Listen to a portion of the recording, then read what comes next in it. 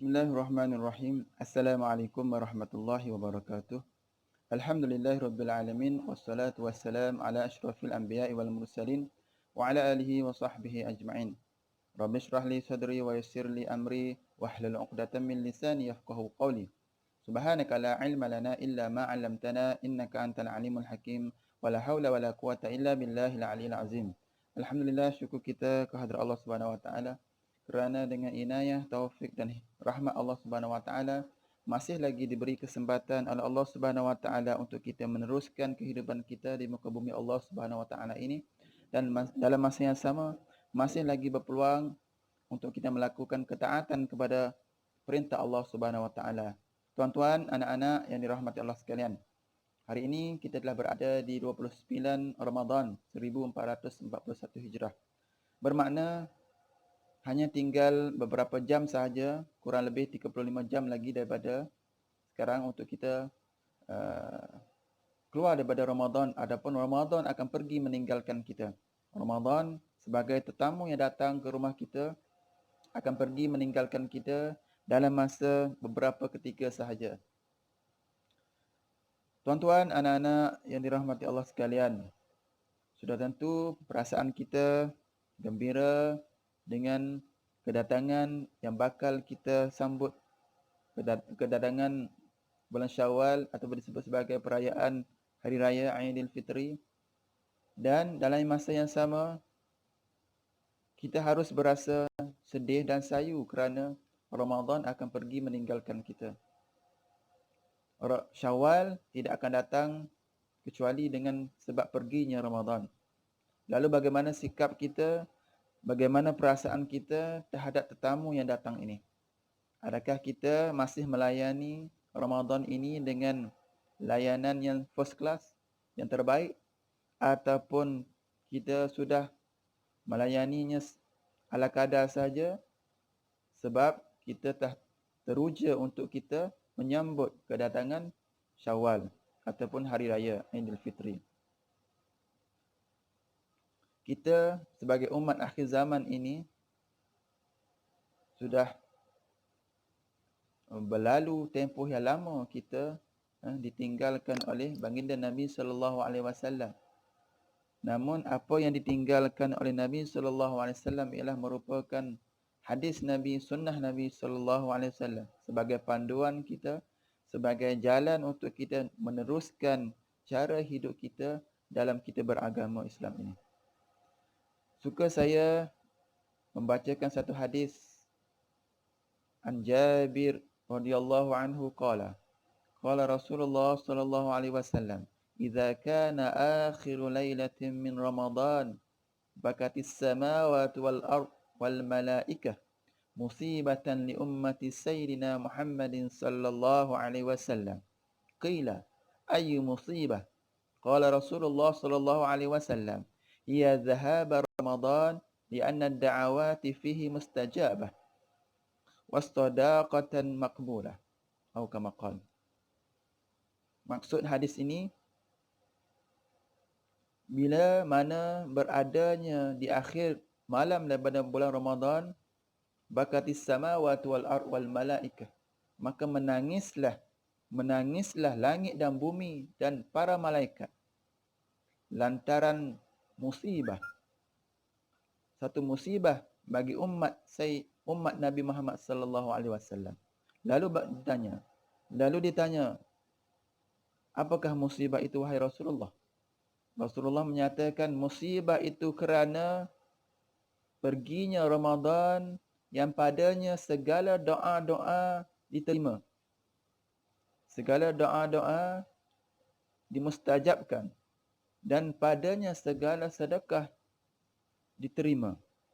Dan dalam riwayat lain, yang padanya segala amal ketaatan kita dilipat kali gandakan dan padanya dilepaskan daripada seksa api neraka. Itulah sebab yang menjadikan langit dan bumi serta malaikat menangis, dengan sebab berlalunya Ramadan. Menangis malaikat dan bumi serta langit Lalu kita selaku manusia, selaku hamba Allah Subhanahu Wa Taala, bagaimana sikap kita? Sedangkan langit dan bumi dan para malaikat menangis kerana Ramadan akan pergi meninggalkan kita, ataupun kita masih lagi merasa tidak ada apa-apa perasaan dengan sebab akan berlalunya Ramadan Al-Mubarak ini. Dan begitu juga contoh yang ditunjukkan oleh para salafus salih dan para sahabat Nabi sallallahu alaihi wasallam. Bila mana berakhirnya Ramadan, hendak berlalunya Ramadan, hati mereka tersentuh, hati mereka merasa sedih dan sayu. Kerana apa? Kerana 6 bulan sebelum daripada kedatangan Ramadan, mereka mengangkat tangan, menadah tangan memohon doa kepada Allah Subhanahu Wa Taala agar disempatkan dengan Ramadan. Bila mana berada di sepanjang bulan Ramadan, dan bila mana Ramadan akan pergi meninggalkan mereka, lantas mereka merasa sedih dan sayu kerana segala keistimewaan, segala kelebihan yang ada pada bulan Ramadan itu pun juga akan berlalu. Itulah sikap dan gambaran yang ditunjukkan oleh umat-umat yang terdahulu. Lalu bagaimana kita selaku umat akhir zaman ini? Adakah kita mahu menuruti para salafus salih, ataupun kita mengikuti kehendak hati kita, kemahuan hati kita? Dan di dalam hadis yang lain, Nabi SAW menyatakan, jika umatku tahu kelebihan bulan Ramadan ini, nescaya bila mana habisnya Ramadan, akan mereka minta dengan Allah, akan dijadikan Ramadan lagi. Habis saja bulan Ramadan, bulan yang lain pun seboleh-bolehnya dijadikan seperti Ramadan. Sepanjang tahun pun diminta seolah-olah seperti bulan Ramadan. Itulah gambaran yang Nabi Muhammad SAW nyatakan, jikalah umatku tahu kelebihan dan keistimewaan bulan Ramadan tersebut. Itu yang pertama. Yang kedua, saya yakin dan percaya bulan Ramadan, sepanjang bulan Ramadan ini kita telah melakukan banyak perkara-perkara ketaatan, perkara amal soleh dan sebagainya. Jadi bagaimana, adakah untuk kita lakukan lagi penerusannya di bulan-bulan yang lain, ataupun dengan berlalunya Ramadan ini maka terhentilah segala pekerjaan amal soleh kita tersebut. Baik dari segi solat kita, zikir kita, doa kita, sedekah kita, membaca Al-Quran kita dan sebagainya. Adakah dengan sebab berlalunya Ramadan maka terhentilah semua perkara itu? Suka saya berkongsi di sini untuk tuan-tuan dan anak-anak sekalian, untuk kita teruskan istiqamah. Walaupun kita tidak mampu melakukan semua seperti mana kita lakukan di bulan Ramadan, namun pilihlah salah satu amal soleh, salah satu pekerjaan, ketaatan yang kita rasa kita mampu lakukan, kita buatlah. Walaupun hanya senyum, walaupun hanya bermanis muka di hadapan saudaranya, itu pun merupakan perkara kebaikan dan merupakan sunnah Nabi sallallahu alaihi wasallam. Kita lakukanlah. Yang penting penerusan ataupun istiqamah kita lakukan di sepanjang bulan-bulan yang lain. Tak hanya terhenti bila mana berakhirnya Ramadan.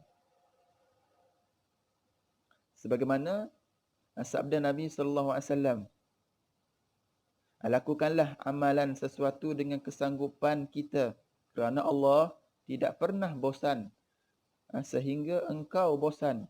Dan sesungguhnya amal yang Allah paling suka ialah yang terus-menerus dikerjakan walaupun sedikit. Nabi SAW menyatakan kepada kita, amalan yang disukai oleh Allah Subhanahu Wa Taala ialah amalan yang dilakukan oleh kita secara terus-menerus walaupun sedikit. Walaupun sedikit. Maka pilihlah amalan mana yang kita nak lakukan dari segi solat ke, zikir ke, doa ke, kita pilihlah mengikut kemampuan kita. Dan apa yang paling penting, Setiap amalan yang kita buat itu kita lakukan secara istiqamah. Walaupun tidak banyak. Setiap perkara itu hendaklah kita lakukan walaupun kita tidak dapat lakukan semua, maka janganlah kita tinggalkan semua. Lebih-lebih lagi sepanjang bulan Ramadan ini banyak perkara ketaatan yang telah kita lakukan. Maka teruskanlah di bulan-bulan yang lain kerana kita nak istiqamah itu. Itulah yang akan dipandang oleh Allah Subhanahu Wa Taala. Walaupun kita melakukan amalan yang kecil.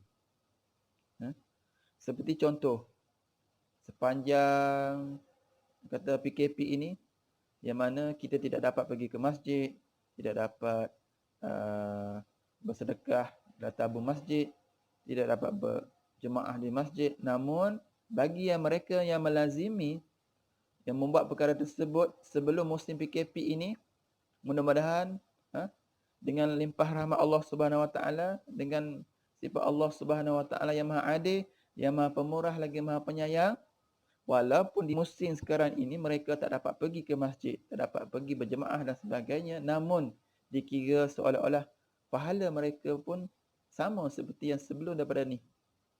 Yang sebelum daripada PKP ini, dan dia akan menikmati pencen. Itulah dinamakan pencennya. Bila belum PKP, dia selalu pergi masjid, selalu berjemaah. Namun disebabkan PKP ini, dia tak dapat pergi ke masjid. Namun insya-Allah mudah-mudahan dengan kemurahan Allah Subhanahu Wa Taala tetap dia menikmati pencen dia. Dikira sebagai mendapat juga pahala. Kerana apa? Kerana andai kata tidak disebabkan PKP ini, nescaya dia akan pergi ke masjid, nescaya dia akan berjemaah, nescaya dia akan buat pekerjaan lain, iktikaf dan sebagainya. Tetapi dengan sebab PKP ini dia tak dapat pergi.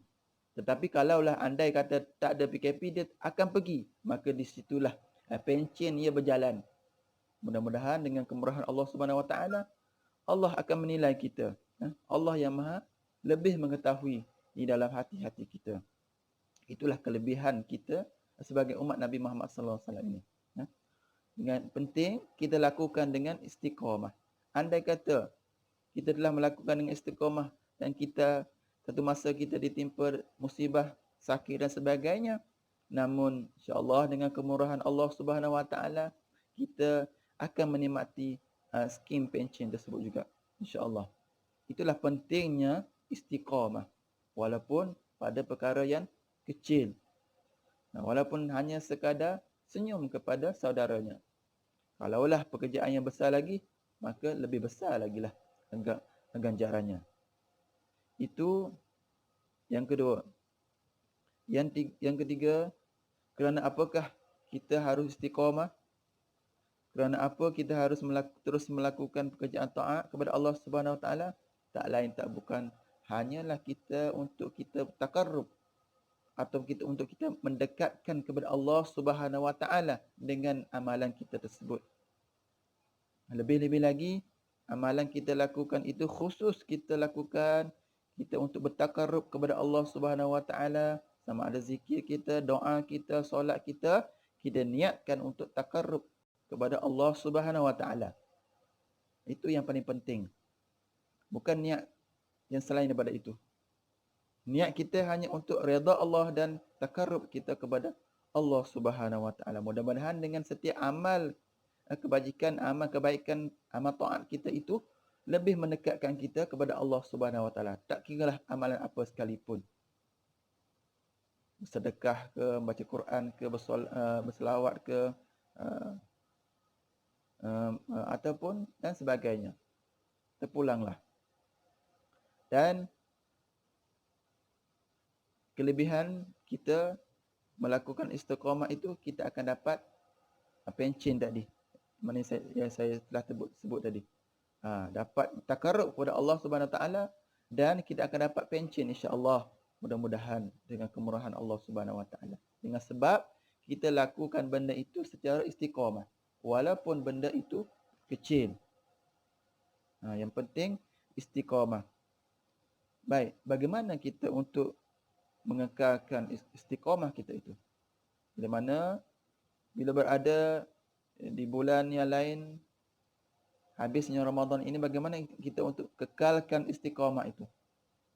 Yang pertama, mestilah kita menanamkan niat yang betul-betul, niat yang jitu, kerana setiap pekerjaan itu bermula dengan niat.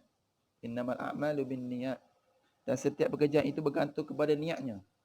InsyaAllah, kalau niat kita baik, Allah akan bantu.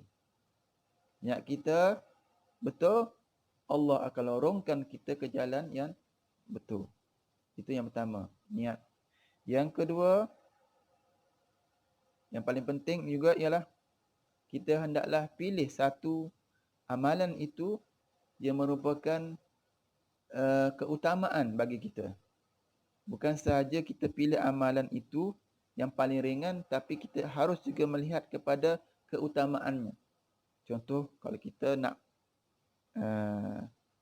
mengamalkan doa, zikir dan sebagainya, keutamaan apa yang kita nak amalkan itu pertama mestilah yang warid daripada Quran dan juga sunnah Nabi sallallahu alaihi wasallam. Yang datang daripada Quran dan juga datang daripada sunnah Nabi sallallahu alaihi wasallam. Dari segi keutamaan tersebut, barulah kita boleh pilih manakah amalan yang sesuai untuk kita. Tapi yang paling penting, benda itu datang daripada sumber yang betul. Contoh, kalau kita bersedekah, berinfak dan sebagainya. Kalau kita suka bersedekah, maka kita tengok manakah keutamaannya. Kalau mengikut Al-Quran nyatakan, jika kamu hendak bersedekah, berinfak, maka hendaklah kamu utamakan kaum kerabat kamu dan saudara kamu terlebih dahulu sebelum orang lain. Maknanya kata, kalaulah kita nak bersedekah ke sebagainya, kita tengok kalau adalah saudara kita, ada adik kita sebagainya yang lebih memerlukan, maka hendaklah kita utamakan mereka itu sebelum kita pergi ke lebih yang jauh. Contoh nak bersedekah ke tempat-tempat yang jauh lagi, kita utamakan yang lebih utama dahulu. Contoh, kalau bersedekah. Dan begitu juga amalan-amalan yang lain. Pastikan amalan itu betul datang daripada Quran dan hadis yang warid daripada Nabi Muhammad sallallahu alaihi wasallam. Berzikir-zikir dan sebagainya, itulah kita ambil keutamaannya. Itulah yang seterusnya doa. Untuk kita kekalkan istiqamah kita, hendaklah kita memperbanyakkanlah doa, minta dengan Allah Subhanahu Wa Taala. Kerana kita ini tiada daya kekuatan melainkan kekuatan daripada Allah Subhanahu Wa Taala. Jika Allah tidak izin, maka tak akan berjadi. Maka doa memain peranan yang penting untuk kita teruskan istiqamah kita dalam melakukan setiap pekerjaan amal soleh. Jadi mudah-mudahan apa yang saya sampaikan hari ini dapat manfaat untuk kita bersama, untuk menjadi renungan untuk diri saya sendiri dan kepada semua yang mendengar ini, agar menjadi sebagai pengajaran. InsyaAllah, saya ulang sekali lagi, Ramadan ini haruslah kita layani masa yang masih ada ini, hendaklah kita layani selayaknya kita melayan seorang tetamu. Bila mana kita suka seorang tetamu itu, kita akan layan dia sampai dia hendak pulang, hendak balik, sampai keluar rumah pun kita pergi iringi dia. Itu menandakan kita sayang dia, kita suka dekat dia. Begitu juga Ramadan ini. Maka hendaklah kita iringi kemergian Ramadan ini dengan kita zahirkan sikap dan sikap kita. Bagaimana perasaan kita. Jangan kita terlalu gembira untuk menyambut Syawal sedangkan belum tiba masanya lagi, dan dalam masa yang sama Ramadan masih lagi bertamu di rumah kita. Kita layan acuh tak acuh, kita layan sekadar saja. Bahkan itulah sebab Ramadan itulah yang membawa kelebihan dan berbagai-bagai keistimewaan. Selayaknya kita layani dengan sebaik-baik mungkin sebelum Ramadan pergi meninggalkan kita. Jadi mudah-mudahan apa yang saya sampaikan ini boleh kita ambil manfaat, walaupun tidak banyak, sedikit pun. InsyaAllah, mudah-mudahan Allah akan bantu kita untuk kita meneruskan segala pekerjaan amal, kebaikan, amal taat kita yang telah kita lakukan ini, untuk kita kerjakan di bulan-bulan yang lain, insya-Allah, dengan rahmat dan kemurahan Allah Subhanahu wa taala, insya-Allah. Jadi, tuan-tuan, anak-anak sekalian, apa yang baik itu daripada Allah Subhanahu wa taala, apa yang kurang itu daripada kelemahan diri saya sendiri. Aqulu qawli hadza wa astaghfirullahal azim li wa lakum. Wassalamualaikum warahmatullahi wabarakatuh.